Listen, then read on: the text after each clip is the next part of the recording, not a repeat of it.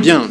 Alors, je vais me permettre de saluer les personnalités présentes, en commençant par monsieur le secrétaire général préfecture des Ardennes, qui représente monsieur le préfet ce soir, qui fait part de petites difficultés pour nous rejoindre, et on pense bien à lui. Merci en tout cas d'être là. Monsieur le député, Lionel Vubert, merci d'être présent. Madame la sénatrice Else Joseph également. Je vois dans l'Assemblée de nombreux élus. Alors je vois aussi le suppléant de Jean-Luc Warsmann, Nicolas Villeneuve, merci d'être présent. Je vois effectivement donc de nombreux élus du territoire, d'Ardennes Métropole, mais aussi plus largement des Ardennes. Je vous salue toutes et tous. Je vous remercie de votre présence ce soir.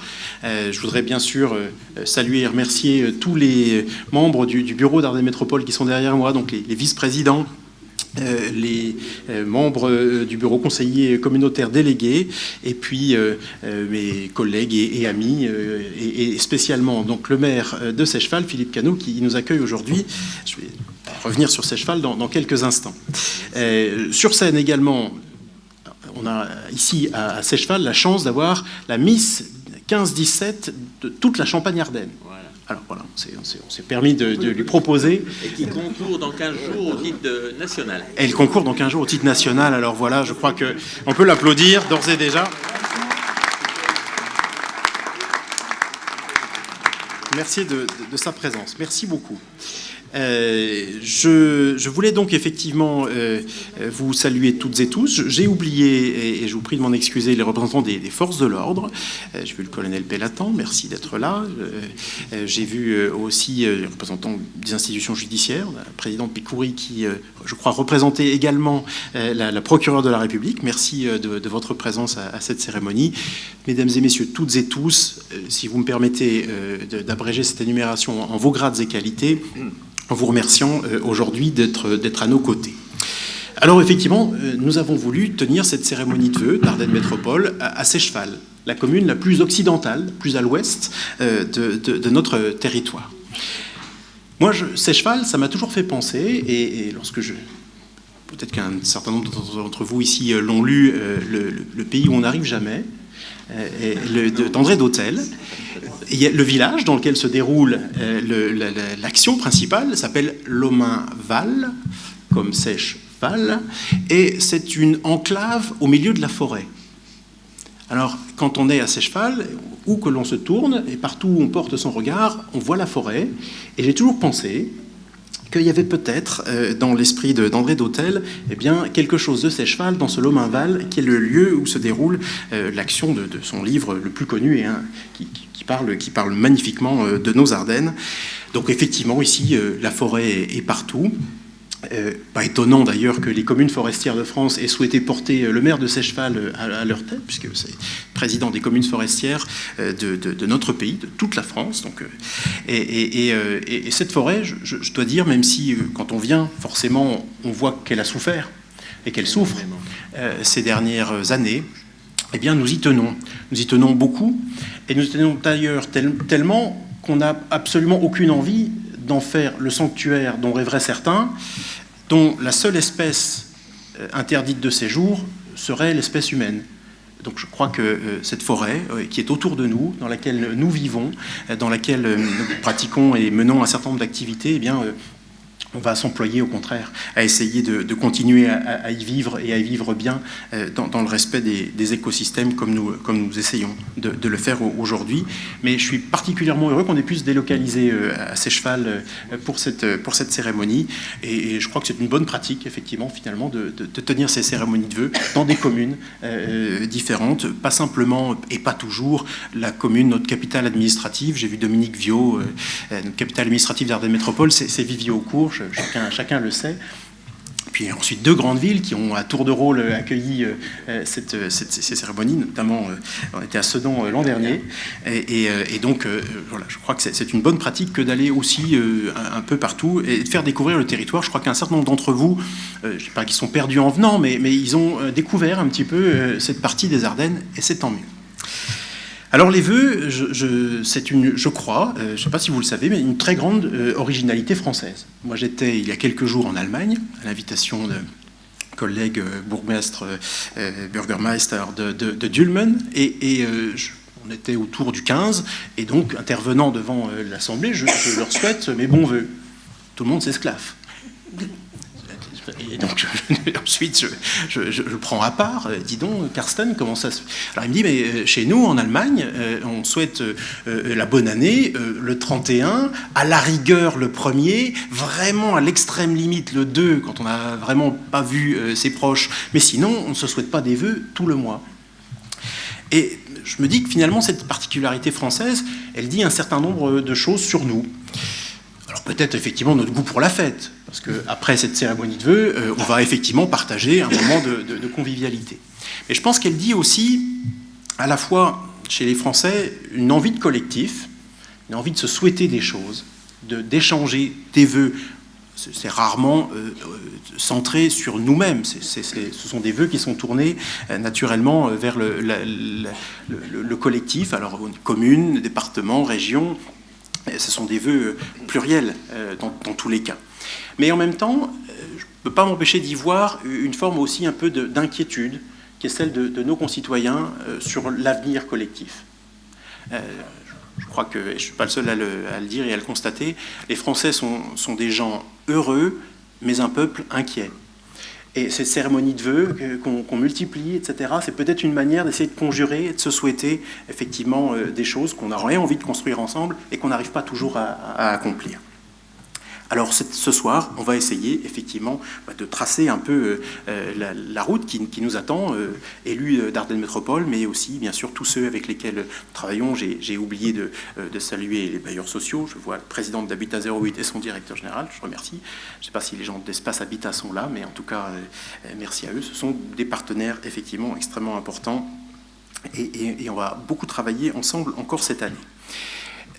Je voulais donc voilà vous souhaiter l'avenir à venir. On va regarder maintenant, si vous le voulez bien, un petit film sur l'écran qui se trouve ici à votre gauche et à notre droite à nous, ici sur la scène. Et puis ensuite, je me permettrai de reprendre mon propos et d'aborder plus précisément donc, ce que je souhaite et ce que je souhaite pour notre territoire en 2025.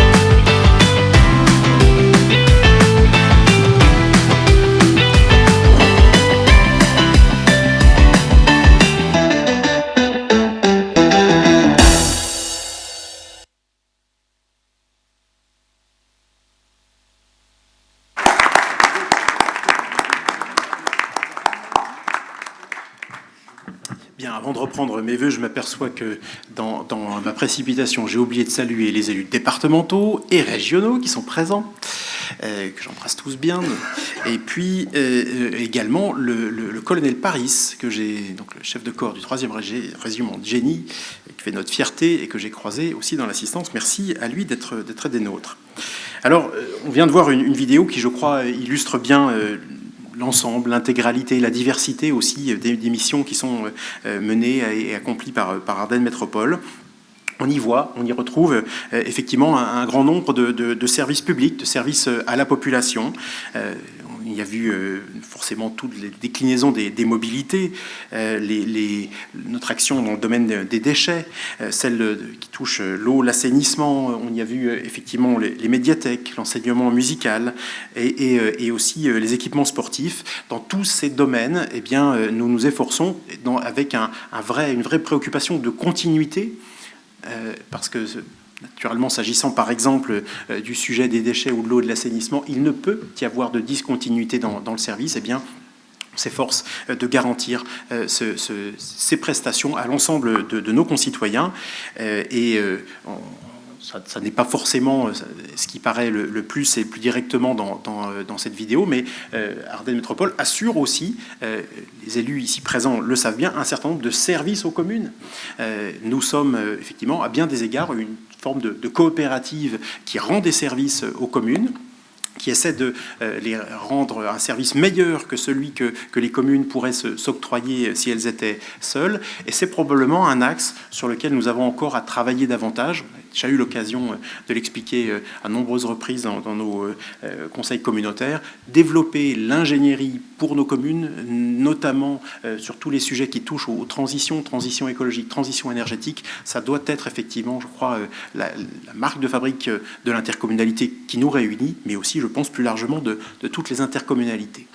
Alors, tous ces services ne pourraient naturellement pas être réalisés, produits, délivrés, apportés à chacun sans l'action des agents d'Ardennes Métropole. Et je veux donc, effectivement, en début de cette cérémonie, les remercier un certain nombre des représentants des organisations syndicales qui sont présents, mais tous les agents présents ici, la direction générale, le directeur général, la directrice générale adjointe, que j'ai vu également, tous les directeurs qui sont ici, ou même s'ils ne sont pas ici, je les en remercie, je les remercie de leur action au quotidien, comme tous les agents au service des habitants, des Ardennais métropolitains, comme on pourrait essayer d'appeler les habitants de notre belle agglomération. Alors, depuis 10 ans qu'elle existe, cette agglomération, ce qui constitue malgré tout déjà une période intéressante pour juger des accomplissements que nous avons pu atteindre, eh bien, nous sommes parvenus à un certain nombre d'acquis qui, je crois, sont assez précieux. Précieux pour nous, mais précieux aussi pour le département. D'abord, nous sommes sortis, je crois, vraiment d'une période où communes principales, ou même les plus petites, vivaient finalement les unes à côté des autres dans une forme d'indifférence et parfois, il faut bien le reconnaître même, d'opposition ou de rivalité. On a réussi à passer de cette indifférence, rivalité, à un couple qui nous va beaucoup mieux, qui est celui de la coopération et de la solidarité. Alors c'est particulièrement vrai, je pense, entre Charleville-Mézières et Sedan. Et même si l'amitié a aidé entre leurs deux maires, ce n'est pas non plus sur le papier au départ quelque chose d'attendu, mais c'est ce qui, je crois, nous unit aujourd'hui, cher Didier. Eh bien, ça n'a pas suffi.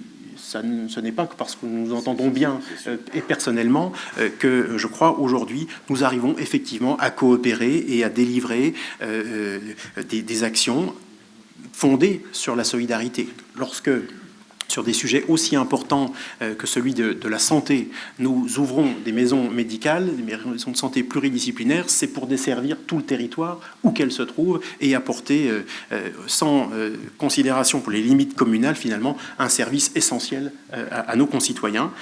Nous allons, dans quelques semaines, pouvoir inaugurer la maison de santé pluridisciplinaire de Sedan, qui, je crois, pour tout le Sedanais, est une excellente nouvelle.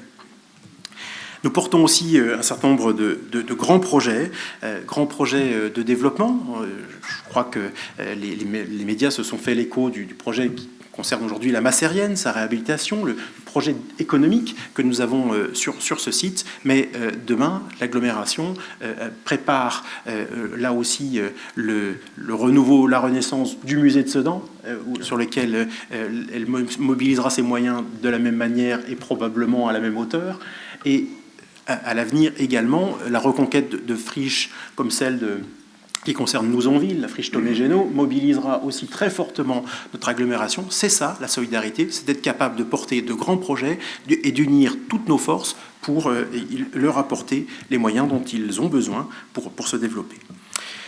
Je crois aussi pouvoir dire, et il faut se souvenir qu'en 2014, notre agglomération est née avec une délibération qui la créait, qui n'avait été votée que par la moitié des communes qui la composaient.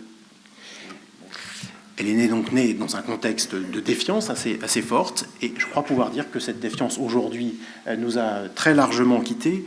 La nature, les débats qui nous occupent en conseil communautaire le révèlent, et même ce clivage qui existe forcément et nécessairement, et qui peut être constructif entre les urbains et les ruraux, aujourd'hui tend à s'apaiser considérablement dans notre collectivité. C'est une bonne chose, et je crois que les gestes et les actions qui ont été prises, les décisions, par exemple, de se doter d'un pacte de ruralité qui équilibre ce que Ardennes Métropole fait dans le domaine de la politique de la ville, eh bien, nous permet finalement d'être juste avec chacun et de réserver à toutes les communes, quelles qu'elles soient, une juste place dans notre agglomération.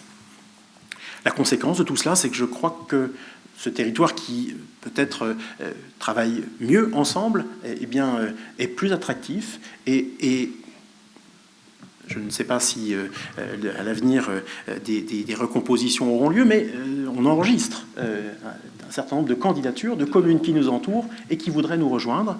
Là encore, quand on sait dans quelles difficultés nous sommes nés et nous avons vu le jour, eh bien, c'est aussi un changement et un changement de perspective tout à fait significatif. Mais je crois le principal acquis d'Ardennes Métropole, c'est assurément d'avoir pu nous donner une vraie stratégie de renouveau. On avait fait intervenir, je t'en souviens certainement Didier ou Patrick, un spécialiste de l'INSEE qui était venu nous donner des chiffres sur l'évolution de l'emploi sur notre territoire. En prolongeant un peu les tendances, puisque son travail s'arrêtait en 2015 et en le prolongeant jusqu'en 2025, on pourrait considérer et constater que de 1975 à 2025, eh bien, notre territoire a perdu pas moins de 13 000 emplois industriels.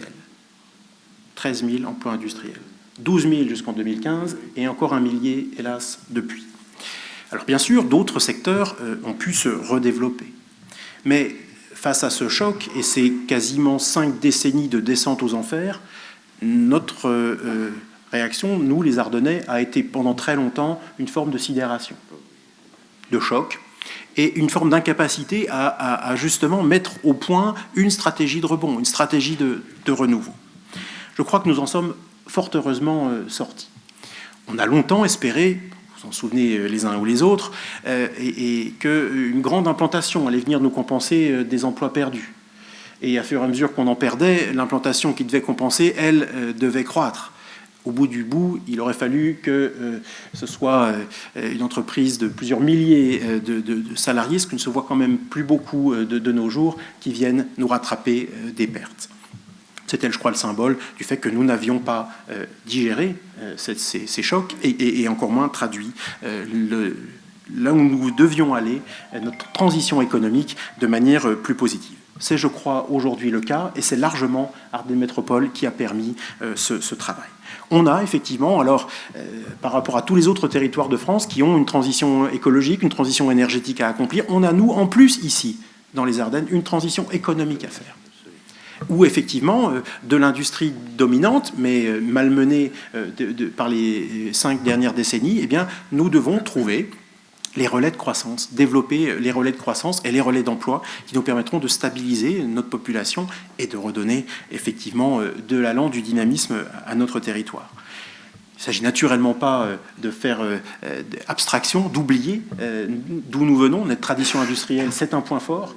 Elle est, je crois, particulièrement utile. Nombreux emplois tiennent encore, je regarde Lionel Vibert, qui connaît bien ce sujet, à la métallurgie, et nous travaillons, par exemple, sur Platinum 3D, à accompagner ces mutations. Mais sans exclure que de belles opérations, comme l'arrivée ou le développement d'Hermès sur notre territoire, eh bien, aujourd'hui, nous devons conforter l'industrie, conforter l'agriculture et développer d'autres secteurs. Ces autres secteurs, nous les connaissons. Le tourisme est assurément un des secteurs d'avenir que nous devons développer. On a mis peut-être quelques décennies de plus que nos amis belges à comprendre tout ce que le tourisme peut produire. Et peut-être d'ailleurs à se rendre compte que les emplois touristiques sont des emplois aussi nobles que les autres. Qu'accueillir. Oui, mais ça a longtemps été la difficulté, je crois, dans les mentalités, et qu'accueillir chez nous des gens qui viennent nous voir, y séjourner, se restaurer, y dépenser une partie de leur argent pour voir le patrimoine légué par nos aïeux et que nous entretenons, pour nous rencontrer, voir finalement notre mode de vie et entrer en contact avec cette identité ardennaise qui, à de nombreux égards, est extrêmement attractive. Eh bien, ce sont de merveilleux emplois, de merveilleuses missions. Maintenant, je crois que nous en sommes convaincus. Il nous reste effectivement à apporter à ce moteur du tourisme, économique du tourisme, bien toute l'énergie, tout le carburant nécessaire avec, on rejoint les projets que nous portons en ce moment, celui d'hôtel sur la place du Cal, mais également la réhabilitation du domaine des Sept Fontaines et d'autres domaines encore sur notre territoire où les touristes pourront venir demain encore en plus grand nombre. Le tertiaire est aussi une activité essentielle. C'est dans ce domaine que nous avons enregistré les succès les plus éclatants ces dernières années. Le développement de l'Agence nationale des titres sécurisés, devenue France Titres, et d'Intelsia, c'est aujourd'hui près d'1 millier d'emplois. Longtemps seulement sur Charleville-Mézières, où l'implantation avait été obtenue de Nicolas Sarkozy en 2006-2007, et puis désormais aussi Intelsia à Sedan. Donc nous avons aujourd'hui, je crois, des positions, des axes clairs sur lesquels travailler. Nous savons aussi comment nous voulons y aller, en misant sur la formation. Nous avons eu le bonheur d'inaugurer une formation dans le domaine de l'eau, technicien de l'eau, il y a quelques semaines. Quelques mois auparavant, c'était technicien manipulateur en radiologie que nous avions pu créer. Et ainsi, finalement, nous accroissons régulièrement les formations disponibles sur le territoire. Il y en avait une cinquantaine en 2014, plus de 70 aujourd'hui. Le nombre d'étudiants a lui aussi suivi. De 1900, nous sommes aujourd'hui à près de 3000. Eh bien, c'est cela, la transition économique que nous avons à accomplir. C'est en insistant dans ces directions. Après nous être dotés d'une stratégie, des axes clairs, des moyens d'action, nous obtenons des résultats. Et pour finalement résumer tout ça, il va nous falloir passer de la devise des Belges à celle des Néerlandais. La devise des Belges, c'est l'union fait la force. Ça, on l'a fait, on témoigne ici, je crois, devant vous, à celle des Néerlandais qui vous connaissez peut-être, qui est « je maintiendrai ». Il faut maintenant persévérer, il faut maintenant maintenir le cap, tenir bon, malgré les difficultés, continuer à aller dans cette voie où nous commençons à obtenir de bons résultats. Et c'est ainsi, je pense, que nous contribuerons au renouveau de notre territoire. Alors, on nous dit, en 2025, il y a quand même de vraies difficultés, de vraies incertitudes. Oui, c'est vrai, ne le nions pas, mais en même temps, je voudrais vous proposer que nous ayons une méthode, finalement, assez tranquille, paisible, face à ces difficultés. Mobilisons effectivement partout les soutiens que nous pouvons obtenir. On a pu, ces dernières années, avec l'État, obtenir le pacte Ardennes, puis aujourd'hui engager une discussion qui s'appelle « Nouvelle ambition pour les Ardennes » et il nous faut aller au bout et en tirer tous les fruits possibles. On a pu travailler, je regarde Virginie Rodrigue qui représente, j'imagine, le Franck Leroy ce soir, établir avec la région une relation de confiance où la région, dans un contrat métropolitain, soutient les axes stratégiques d'Ardennes Métropole, nous aide à les financer, c'est naturellement une très bonne chose. On travaille avec les autres collectivités, notamment avec le département, mais n'attendons pas des autres ce que nous devons d'abord attendre de nous-mêmes. En 2025, comme dans toutes les années qui suivront, c'est par notre énergie, par les marges de manœuvre que nous saurons dégager nous-mêmes, eh bien, que nous nous donnerons les moyens de réussir. Personne ne viendra nous sauver à notre place. C'est nous, les Ardennais, qui, si nous entendons, pouvons y parvenir. J'ai une conviction, je sais, qui est très largement partagée. Il faut la mettre en œuvre.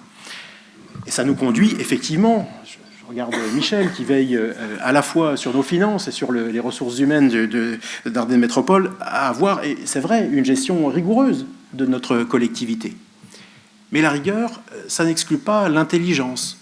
Et la rigueur, comme nous l'entendons, ça exclut résolument les coupes sombres qu'on voit un certain nombre de collectivités faire aujourd'hui, généralement dans les budgets de la culture, comme si ça ne servait à rien, comme si on pouvait se passer de culture. Bon, quand on est la première destination touristique au monde, un pays de culture et la France des Lumières, c'est parfois un tout petit peu surprenant d'entendre ce discours.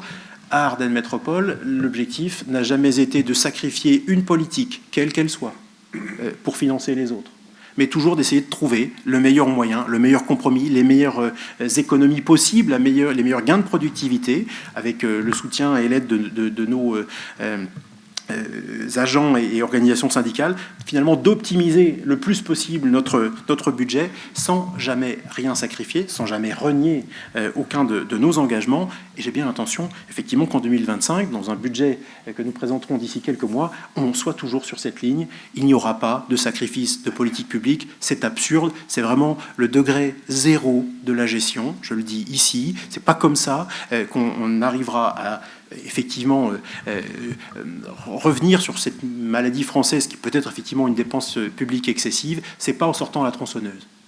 C'est en étant intelligent. C'est plus long. C'est plus difficile, mais ça donne vraiment des résultats bien meilleurs et ça évite, je crois, un certain nombre de traumatismes que s'infligent aujourd'hui d'autres collectivités. Je ne voudrais vraiment pas être à leur place. Dans cette méthode, je voudrais qu'on essaie aussi en 2025 d'être un peu optimiste, de faire preuve d'un petit peu d'optimisme. On dit toujours, effectivement, le pessimisme, il est de nature, et l'optimisme de volonté. Bon. Alors c'est vrai que tout ne va pas toujours formidablement bien. Je crois que chacun le sait. Mais je n'ai jamais vu que de professer partout la fin de notre territoire et finalement l'issue la plus terrible pour peuple ardennais que nous représentons, j'ai jamais vu que ça aidait beaucoup à trouver des solutions. Je crois vraiment qu'au contraire, on a un devoir d'être optimiste, de trouver la meilleure façon de voir justement tous les événements et d'essayer d'en tirer le meilleur parti. C'est ça que je crois nos concitoyens attendent de nous aujourd'hui. C'est pas que nous pleurions sur leur épaule, c'est qu'on soit plutôt source d'inspiration et de dynamisme. Et si dans cet optimisme, on peut mettre une petite touche d'humour, je peux vous dire que l'expérience ces derniers jours me montre que ça ne nuit pas. Ça ne fait pas de mal. Un petit peu d'humour de temps en temps, un petit peu d'autodérision aussi. Savoir se moquer de ses petits ou de ses grands défauts, ça fait pas de mal. Et ça n'exclut pas d'être assez habile, notamment de glisser un certain nombre de messages. Vous savez que j'aime bien cette phrase de Guitry qui dit que, en fait, il faut toujours dire du bien de soi, parce que ça se répète, et à la fin, on ne sait plus qui l'a dit en premier.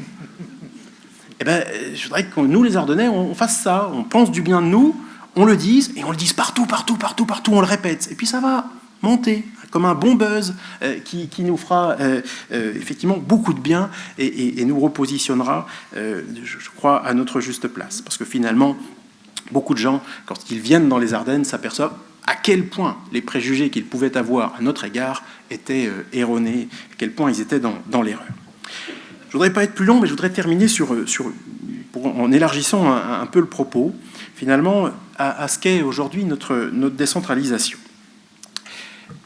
On doit, et les stratégiques, sommairement réexpliquée ici, présentée, on la doit d'abord à ceux qui nous ont fait confiance. On est tous élus par les Ardennais et c'est à eux qu'on doit effectivement d'essayer de réussir, de faire de notre mieux, de sortir notre territoire des difficultés qui sont les siennes, notamment des difficultés économiques. On doit d'abord réussir pour les Ardennais.